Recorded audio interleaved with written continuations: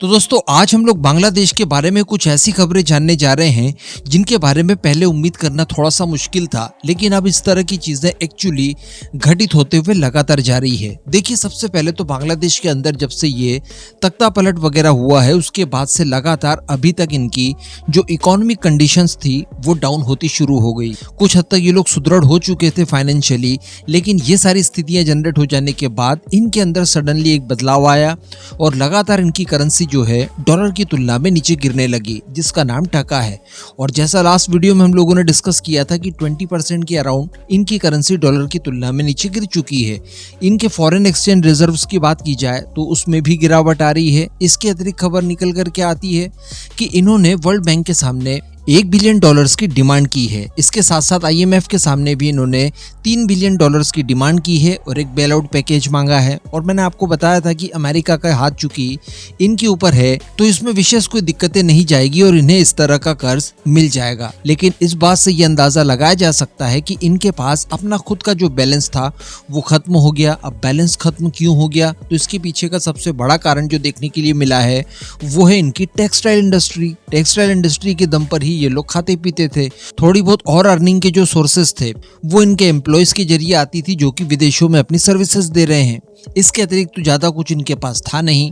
बाकी का भारत की तरफ से एक्सपोर्ट की जाती थी कुछ खाने पीने की चीजें सस्ते दरों पर, उसको ये लोग एंजॉय कर रहे थे और बाकी के घुसपैठिए बनकर भारत के अंदर आकर शरण ले जाते थे। लेकिन ये सारी चीजें इन्हें हजम नहीं हो रही थी। एक प्रजाति होती है, बताया जाता है कि उसको घी हजम नहीं होता, ये उनसे कुछ सिमिलर से हैं। अब वो कौन सी प्रजाति है नीचे कमेंट करके आप लोग बता दीजिएगा। लेकिन फिर सडनली हमें देखने के लिए ये मिलता है कि वहां पर बाढ़ जैसी कंडीशन आ जाती है और आरोप लगाए जाते हैं कि भारत द्वारा ही ये बाढ़ यहाँ पर क्रिएट की गई है, क्योंकि भारी वर्षा चूंकि हो रही थी और त्रिपुरा के अंदर जो डैम बना हुआ है भारत के इलाकों में, उस डैम के दरवाजे खोल दिए गए, बेहिसाब पानी छोड़ा गया, जिसकी वजह से यहाँ पर बाढ़ जैसी स्थिति आ गई। 30 लाख लोगों को बताया जा रहा है कि घर छोड़ना पड़ा, कई लोगों की जान चली गई। हालांकि भारत द्वारा क्लेरिफिकेशन दिया गया था कि देखिए इसमें हमारा कोई हाथ नहीं है, ये प्राकृतिक आपदा है जिसको आपको फेस करना है। और कई लोग ये बोल रहे थे कि देखिए आप लोगों ने जो दुस्साहस किया है, जो हिंदुओं को प्रताड़ित किया है, ये उसकी सजा है। हालांकि बाद में ये भी देखने के लिए मिला कि उन्हीं हिंदूस जिनको कि ये लोग प्रताड़ित कर रहे थे उन्होंने ही राहत शिविर लगाए और बिना किसी का नाम वगैरह पहचान पूछे उन सभी को मदद दी। तो ये मारने वाले जो अग्रेसर्स थे उनकी भी मदद की उन्होंने। लेकिन फिर भी एक एंटी इंडिया एजेंडा जो था वो पूरे बांग्लादेश के अंदर उफान पर चल रहा था। लेकिन दोस्तों अब सडनली स्थितियां बदल चुकी है। जी हाँ, क्योंकि बताया ये जा रहा है कि बहुत सारे बांग्लादेशी अब भारत आना चाहते हैं और भारत आने के लिए चूंकि इन्हें वीजा नहीं दिया जा रहा है और बॉर्डर्स के ऊपर BSF कुछ ज्यादा ही सख्त हो चुकी है, इस वजह से ये लोग प्रोटेस्ट करने जा रहे हैं। इसके साथ साथ खबर इस तरह की भी निकल कर आई है कि वो पपेट जो कि CIA द्वारा प्रभारी प्रधानमंत्री बनाकर बांग्लादेश के अंदर नियुक्त किया गया है, यानी मोहम्मद यूनुस, उसने अमेरिका के भाग जाते ही अपनी पोजीशन संभाल ली है। और बताया जा रहा है कि मोहम्मद यूनुस अब चाइना से हाथ मिलाने जा रहा है। तो ये अमेरिका के साथ साथ भारत के लिए भी एक और नया सिरदर्द है। बाकी अमेरिका के लिए तो अच्छा खासा सिरदर्द है। इन सारी चीजों को देखते हुए अमेरिका के राष्ट्रपति जो बाइडेन द्वारा भारत के प्राइम मिनिस्टर मोदी जी से भी फोन पर कन्वर्सेशन किया गया। तो चलिए आगे कुछ और चीजें डिस्कस कर लें, उससे पहले आप अपने खुद के इस चैनल को सब्सक्राइब जरूर कर दीजिएगा। तो दोस्तों इकोनॉमिक कंडीशन जो इनकी लगातार गिर रही है, जो इनके पास इंपोर्ट करने के लिए पैसा नहीं बचा है, खासकर पेट्रोलियम उत्पाद और बिजली वगैरह, क्योंकि हम लोगों ने लास्ट वीडियो में ये भी डिस्कस किया था कि भारत के अडानी ग्रुप द्वारा इन्हें जो बिजली सप्लाई की गई है उसका जो बिल है वो 6,600 करोड़ के ऊपर जा चुका है, यानी $800 मिलियन के ऊपर। और आगामी समय में ये बिल और बढ़ेगा वो अलग। तो इस तरह की चीजों के ये बिल पे करेंगे कैसे, क्योंकि इनकी अपनी आवक तो बंद हो गई, टेक्सटाइल इंडस्ट्री इनकी ऑलमोस्ट डूब चुकी है। और अमेरिका चूंकि इलेक्शन में व्यस्त है, काफी हद तक उसने अपने हाथ खींच लिए हैं, अपनी एम्बेसी तक बंद कर दी है।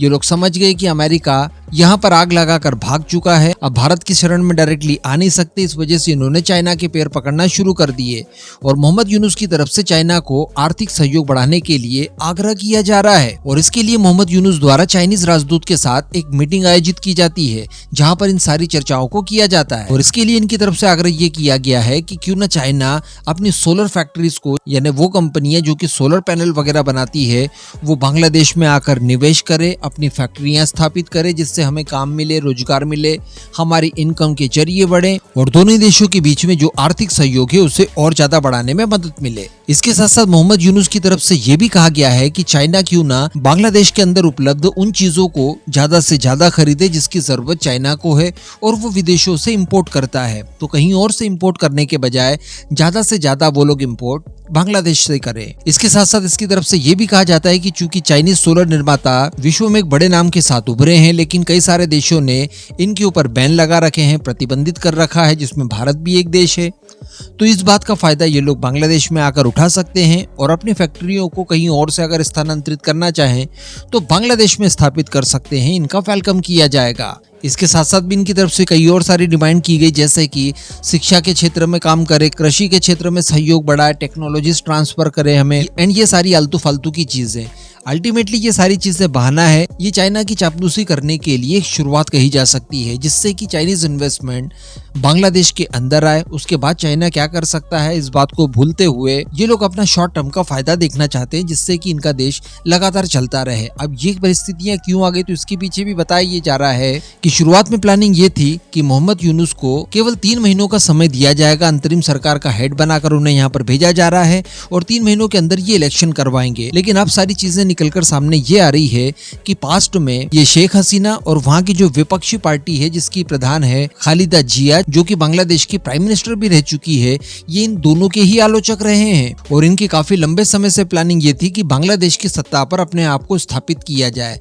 तो अब जो बांग्लादेश के आम लोग सोच रहे थे कि अगले 3 महीनों में ये लोग री इलेक्शन करवा देंगे और नई सरकार का गठन करवा देंगे, तो वो ये करवाने के मूड में इस समय नहीं है और बताया जा रहा है कि कम से कम अगले 6 सालों तक यही सत्ता में बने रहना चाहते हैं। तो सत्ता में बने रहने के लिए इन्हें आर्थिक स्थितियों में सुधार लाने पड़ेंगे और इसी वजह से ये सारी चीजें की जा रही है। कि इस बात का विरोध भी बांग्लादेश में हो रहा है और वो स्टूडेंट जो कि इनके पक्ष में थे उन्होंने ही इनके खिलाफ विरोध प्रदर्शन करना शुरू कर दिया और उन्हीं स्टूडेंट्स को दबाने के लिए अंसार वाहिनी, जो कि अर्धसैनिक बल माना जाता है बांग्लादेश का, इनके द्वारा लाठीचार्ज करवाया जाता है उन्हीं स्टूडेंट्स के ऊपर और इनके स्टूडेंट का जो चीफ था उसे कैप्चर तक करवा लिया जाता है। तो अल्टीमेटली जितने भी पावर सेंटर्स तैयार हुए हैं बांग्लादेश के अंदर, वो आपस में ही इस समय सत्ता के लिए लड़ झगड़ रहे हैं। लेकिन इसी बीच खबर निकल कर ये आती है कि वो बांग्लादेश जहां पर एंटी इंडिया सेंटीमेंट बहुत बड़े स्केल पर फैला दिया गया, वहां के कई सारे अनगिनत लोग भारत की एम्बेसी के सामने प्रोटेस्ट कर रहे हैं और अपने लिए वीजा की मांग कर रहे हैं। बताया जा रहा है कि काफी बड़ी संख्या में बांग्लादेशी वीजा के लिए अप्लाई कर रहे हैं भारत के लिए, लेकिन उन्हें वीजा नहीं मिल पा रहा है। बताया ये जा रहा है कि अगर 100 लोग अप्लाई कर पा रहे हैं तो इस समय बड़ी मुश्किल से 10 लोगों को ही वीजा दिया जा पा रहा है। इसके पीछे कारण ये बताया जा रहा है कि एम्बेसी के अंदर ज्यादा कर्मचारी उपलब्ध नहीं है। तो इस बात को लेकर वहां के लोगों में गुस्सा फूट पड़ा और उन लोगों ने ढाका में स्थित भारत की एम्बेसी के सामने प्रोटेस्ट भी किया। हालांकि इस बात का कंफर्मेशन अभी तक नहीं हो पाया है कि जो लोग भारत के लिए वीजा अप्लाई कर रहे हैं, भारत आने के लिए इतने आतुर दिखाई दे रहे हैं, ये एक्चुअली कौन लोग हैं। क्या वहां के प्रताड़ित हिंदूस वगैरह हैं या फिर ये अग्रेसर ही हैं जिन्होंने पहले तो उन्हें वहां पर प्रताड़ित कर दिया और अब भागकर अपनी स्थिति को सुधारने के लिए भारत ही आना चाहते हैं। तो इन चीजों का भी विशेष ध्यान भारतीय सरकार द्वारा रखना चाहिए और अगर इन फ्यूचर इन्हें वीजा जारी किए जाते हैं तो ऐसे तत्वों को बिल्कुल वीजा ना दिया जाए जो कि वहां पर स्थिति खराब कर चुके हैं और वो गलत इंटेंशन से भारत आना चाहते हो और यहाँ आकर फिर भारत की भी स्थिति को खराब करने की कोशिशें करें। अब इसके बाद बताया जा रहा है कि जो बाइडेन द्वारा प्राइम मिनिस्टर मोदी से फोन पर बातचीत की गई। इसमें बताया जा रहा है कि यूक्रेन और बांग्लादेश दोनों के ही मुद्दों को लेकर चर्चाएं की गई है।